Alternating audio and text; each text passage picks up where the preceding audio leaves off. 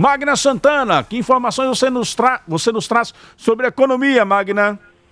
Pois é, Narciso, economia, né, que interessa a todos nós e todos nós temos que ficar sempre atentos, porque não tem jeito, de uma forma ou de outra, mexe com a nossa vida.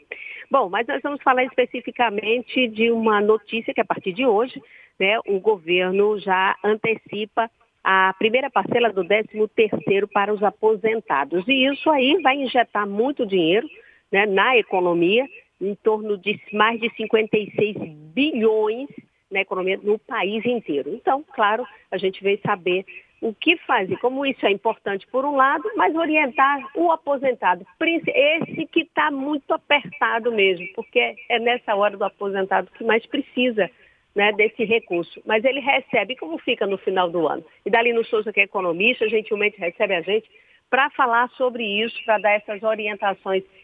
Por um lado, é muito bom para a economia com a inflação tão alta, com a situação que nós estamos vivendo, né, Idalino? Bom dia para você, nos estúdios Narciso Machado. Bom dia, Magna. Bom dia, Narciso e ouvintes da FAM. Na verdade, Magna, a antecipação tem um fundamento. É o governo interessado em que o dinheiro circule, porque há uma expectativa de queda do PIB. Inicialmente se projetava um PIB para esse ano 2022 de 2,5%, 2%. A IBGE recentemente já divulgou uma perspectiva de zerar esse PIB. Então, você jogando dinheiro na economia, a perspectiva é de que você minimize a queda ou que consiga algo se manter em torno de 1 a 2% para esse ano. O que a queda não interessa a ninguém e se o crescimento, sim, é sinal de geração de emprego e renda e etc. Esse é um fundamento, associado a isso, inclusive, também a liberação de R$ 1.000 do FGTS, que já veio anteriormente, paralelo. No caso dos aposentados, nós temos hoje cerca de 36 milhões de aposentados e pensionistas, e 2/3 desses recebem um salário mínimo. Então, a perspectiva é que esses 2/3 dos aposentados e pensionistas, recebendo agora, ou a partir de hoje, aí ele antecipa, tanto hoje e daqui a um mês, a segunda parcela, ou seja, no final do ano não terá 13º para os aposentados, porque ele foi antecipado. O cuidado que a gente alerta e comenta para esses aposentados, veja, é que essa antecipação não estava na sua programação. A programação é para o final do ano. Esses que têm sua programação para o final do ano e não vai precisar desse dinheiro agora, pega esse dinheiro e aplica. Essa é a melhor recomendação. Aqueles que não tinham essa perspectiva para agora. Se tiver dívidas, o recomendado é que pague suas dívidas. Por quê? Geralmente, as dívidas hoje, os juros estão altíssimos. Então, se você vai contrair uma dívida para fazer um pagamento, aproveita e usa e você terá um benefício que terá uma perda menor, principalmente em considerando a inflação que está aí galopante, né, já chegando a 1 dígito ao mês, isso a 1 dígito positivo, não 0,1 positivo ao mês, isso é preocupante demais. Ou seja, se você deixar esse dinheiro lá para o final do ano, você está perdendo dinheiro em receber se não aplicar. Ou seja, é uma vantagem para ele receber agora, porque você ganha a inflação desse período até o final do ano. Em todo caso, veja, a gente alerta para o cuidado. Veja que essa prática, lá em 2015, é a primeira ocorrência de antecipação de 25% apenas no mês de setembro, foi no governo Dilma. Então, nesse governo atual, está acontecendo que ele, exatamente pelo mesmo motivo, né, em 2020, houve a primeira antecipação para o mês de junho e mais adiante a segunda parcela, mas sempre em percentuais visando a sustentação da economia. Então, aí, cuidado que isso não é um benefício assim como se espera. Na verdade, pode ajudar aqueles que planejam e que têm suas contas controladas. Agora, Idalino, essa prática, ela começou agora com a pandemia, foi uma forma de ajudar porque pegou todo mundo numa situação difícil, principalmente os aposentados, claro, então fez essa antecipação. Essa forma de antecipar lá todo de uma vez, você como economista, acha que é o caminho? Será que de repente agora que a gente já está saindo um pouquinho da pandemia, ela poderia até continuar, mas apenas de uma parcela e deixar para o final do ano, que é quando a gente também sabe que tem muita despesa? Não seria também algo para se pensar? Olha, do ponto de vista do governo, a antecipação, a diluição dessas pancadas, vamos colocar assim, de final de ano, por exemplo, você paga 2 salários no final do ano, para qualquer conta, para qualquer empresa, qualquer governo, isso é impactante. Então, quando ele traz para cá, para 2 ou 3 parcelas que seja, no caso a gente está falando de 2 parcelas, aqui hoje vai ter uma, dia 25, dia 25 de maio terá a outra, a segunda, né? Então, para qualquer uma dessas contas, a diluição disso ela é importante, porque você minimiza o impacto nas contas públicas. Então, em vez de você pagar tudo de vez, né, decorrendo do mesmo imposto que vem crescendo e não na medida em que se espera para a economia, e partindo do pressuposto de que, assim, você começa o salário mínimo em janeiro, com o valor, e ele não mudará até o final do ano. Então, há algo previsível.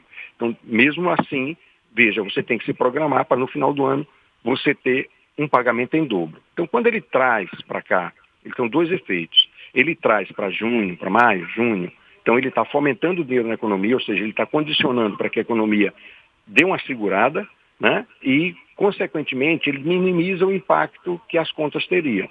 Então, a questão é o outro lado, né? Será que as pessoas se programaram? Será que as pessoas que estavam habituadas ao final do ano, né? Eu quero presente no final do ano, eu tenho meu 13º, agora não vai ter.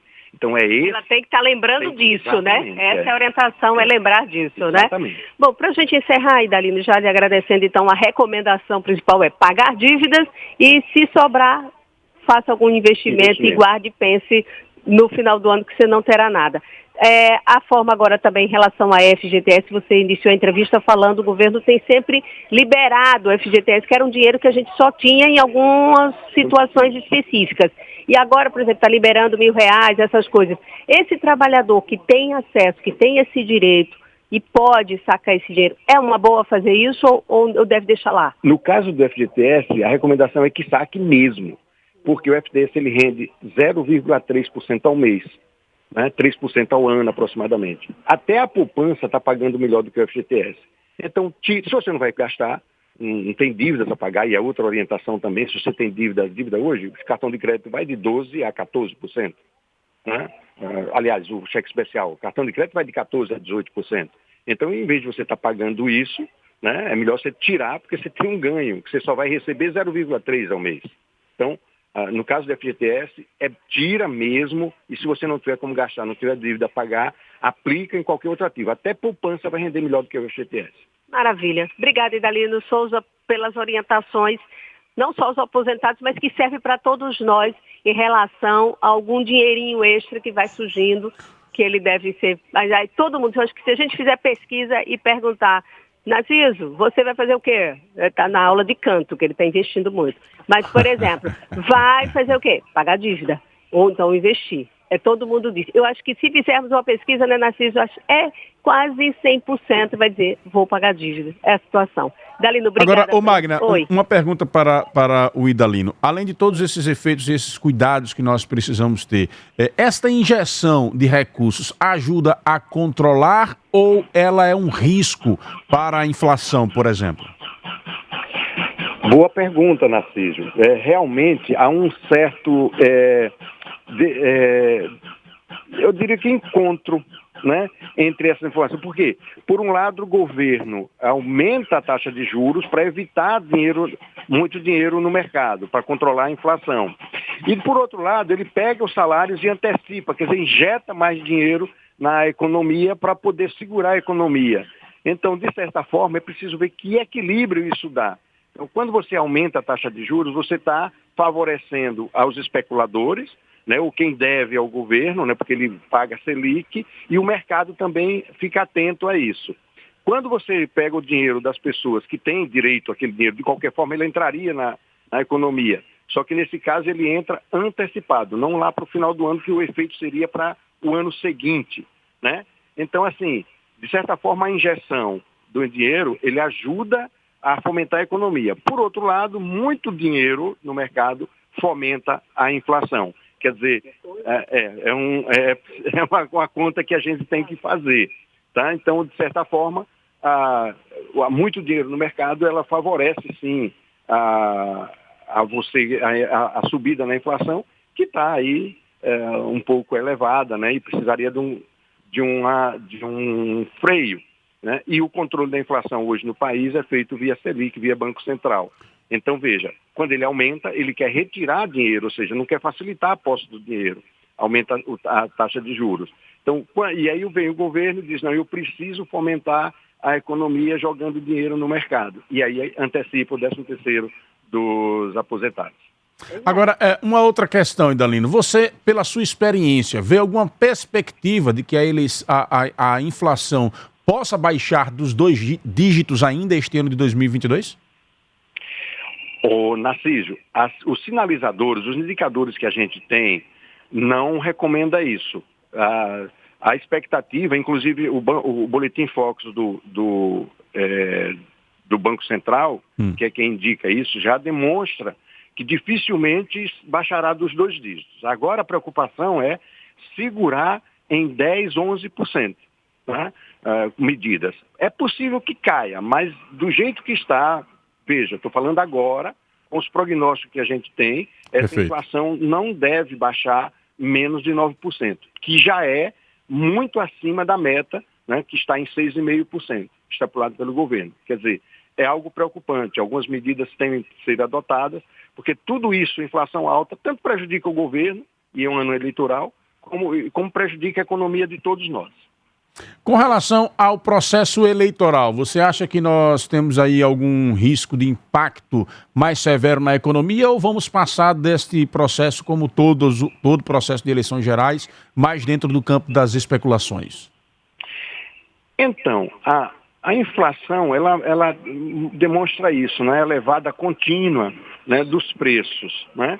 Nós temos situações aqui atípicas, por exemplo, a alimentação, tirado a energia, né, porque envolve combustível, etc., a alimentação está vindo em segundo lugar, puxando essa inflação para cima. Então, toda vez que você injeta dinheiro no mercado, você está favorecendo isso, né, porque o custo do dinheiro, com muito dinheiro, ele é uma mercadoria, ele deveria baixar, porque isso aí, enquanto um mercado especulativo, né, você tem muito dinheiro, é uma mercadoria. Muito dinheiro, muita oferta, o valor desse dinheiro ele deveria baixar. Mas quando, na verdade, você retém, você tem em paralelo alimentação subindo, com a energia subindo, tudo aumentando, aí você precisa de mais dinheiro e você não tem esse dinheiro. Então, como você não vai buscar o produto no mercado, esse produto tende a sobrar e baixar o preço. Aí você controla a inflação. Quando você tem a eleição, a gente sabe que há uma montanha enorme de dinheiro circulando, né, que é o fundo partidário, as aplicações, eu não sei se eu posso dizer isso, mas assim, alguns votos que vêm através do dinheiro, né, você começa a jogar isso no mercado, e isso sim, de certa forma, ele prejudica do ponto de vista inflacionário, Narciso. O Robson Ferreira, ele diz aqui, informação equivocada em relação ao FGTS, ele rende 3% ao mês. É o que diz aqui o Robson Ferreira, meu caro Idalino. Não. 3%? Ao mês não, é o ano. FGTS nunca... o FGTS. A poupança é sempre por investimento. Exatamente. A poupança está rendendo... já é 0,5, 0,6 ao mês. Ele dá uma pesquisadazinha que ele vai ver lá. O FGTS seria 3 ao ano. É menor do que a inflação, do que a poupança, o FGTS. Dá uma pesquisadinha aí que ele vai verificar isso. Ele está rendendo hoje, porque o FGTS ele tem a TR e a inflação. Eles utilizam a inflação. Então, se você verificar isso, aliás, ele tem um valor fixo, desculpe, a inflação é outra coisa, ele tem um valor fixo mais TR. A TR hoje varia em 0,1, 0, alguma coisa. Então não chega o FGTS a 1% ao ano, ao mês, aliás. Não chega 1% ao mês. Ele dá uma pesquisadinha que ele vai verificar isso. O Sérgio pergunta aqui, o governo federal quer ativar a economia para gerar aumento do PIB ou para gerar votos nas eleições? Repita, por favor. O governo federal quer ativar a economia para gerar aumento do PIB ou para gerar votos nas eleições? É a pergunta do Sérgio.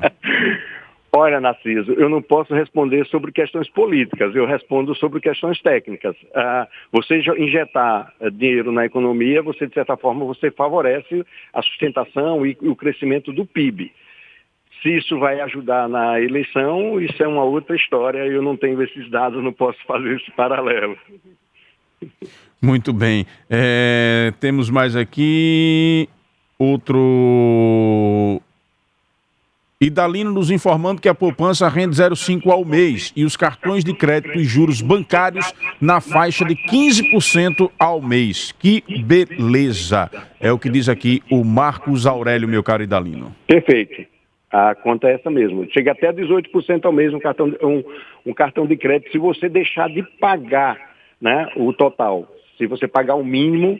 Essa história do parcelar e não pagar essas parcelas é um tiro no pé, né? Muito. Você está perdendo dinheiro. Magna Santana, muito obrigado, Idalino, pelos esclarecimentos, viu, Magna? Obrigada, Idalino, sempre pelas dicas e orientações dessa consultoria aqui ao nosso programa. Obrigada, um bom dia. Não é consultoria, é o seu trabalho ajudando a vocês no trabalho com as nossas informações e ajudando aos ouvintes da FAM. Um bom dia, Narciso, um bom dia, Magna, e muito obrigado também pela oportunidade. Pois é, daqui a pouquinho a gente está de volta, Narciso. Vamos continuar falando aí em din-din, né? Investimento em bancos. Vamos falar já também do programa hoje. Muito bem, Magna Santana, volta daqui a pouquinho com mais informações.